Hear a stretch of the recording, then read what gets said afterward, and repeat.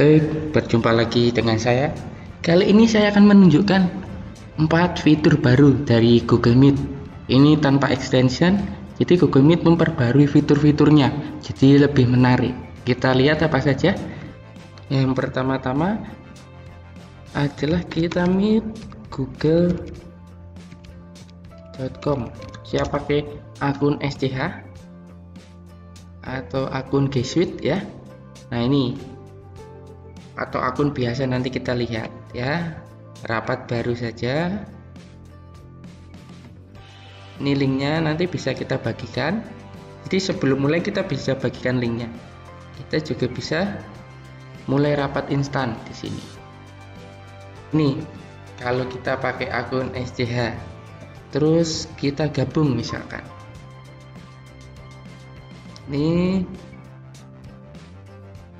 kita bisa tambahkan orang yang mau kita undang tanpa harus minta izin kita. Jadi ketika kita sudah undang, kita bisa mengundang orang-orang itu tanpa harus masuk minta izin, meskipun berbeda alamat G Suite gitu ya. Ini yang pertama.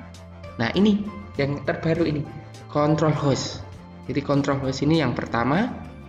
Jadi kita bisa mengontrol nih akses cepatnya. Nah, jika ini kita nonaktifkan, maka pengguna yang tidak diundang harus minta izin untuk bergabung, termasuk anggota organisasi, misalkan satu sekolah, tapi kalau kita tidak undang, dia harus minta izin. Seperti itu. Nah, bagusnya lagi, kalau kita misalkan sudah tolak sampai 2 kali, dia tidak bisa ikut rapat ini. Kita coba ya. Nanti kita coba, terus kita bisa bagikan layar. Ini bagikan layar, kita bisa nonaktifkan. Kalau kita nonaktifkan, hanya host saja yang bisa share screen ya, hanya bisa presentasi kalau kita nonaktifkan. Untuk kirim pesan chat, ini kita nonaktifkan, berarti selain host itu tidak bisa mengirimkan chat. Nah ini bisa mengantisipasi biar fokus ke rapat misalkan. Seperti itu ya kalau kita nonaktifkan. Misalkan kita nonaktifkan semua, terus lihat semua peserta. Nah, jika dinonaktifkan, hanya orang yang diundang yang dapat bergabung tanpa perlu konfirmasi. Orang lain tidak dapat bergabung secara anonim.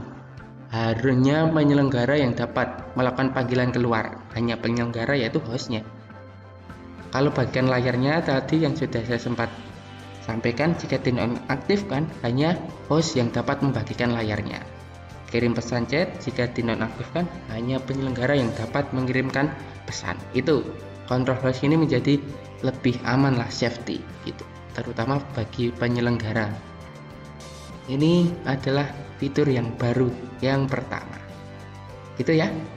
Baik, kita langsung saja ke contoh ya. Kalau akses cepatnya saya nonaktifkan, kalau bagian layarnya saya nonaktifkan, kalau kirim pesan chatnya saya nonaktifkan, bagaimana, apa yang terjadi? Nah, saya coba misalkan akses cepatnya dulu. Ketika kita nanti reject atau kita tolak beberapa orang untuk bergabung selama 2 kali, nanti yang ketiga dia tidak bisa ikut rapat. Kita lihat, misalkan saya copy linknya ini, terus saya coba masuk dengan akun yang berbeda ya, masuk sini terus gabung.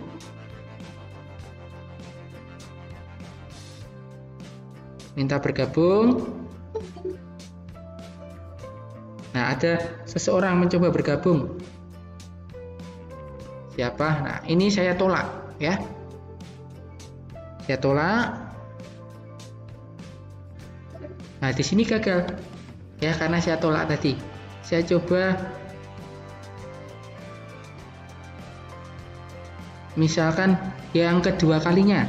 Saya coba ya, gabung lagi. Siap bergabung. Ini saya tolak lagi. Tolak lagi. Sudah 2 kali tolak ya. Coba yang ketiga. Nah, nggak bisa nih.